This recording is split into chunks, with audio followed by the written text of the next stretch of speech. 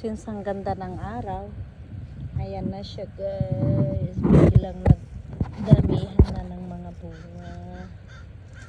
Ito yung Korea ng alam ko to, ilalagay sa bed. Maliliit pa yung iba.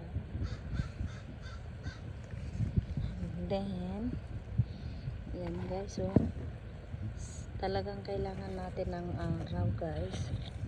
Biglang ang dami ng bunga guys,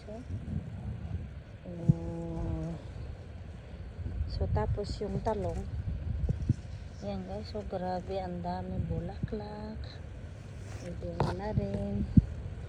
So effective guys ang naburo na laman loob ng isda. Yun ang pinangdidilig ko guys.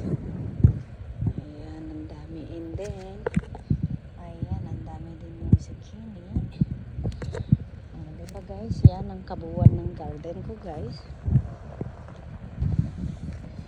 Tapos yan ang Korean cucumber.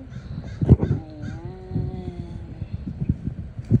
tapos talbos ng kamote at ang kamatis.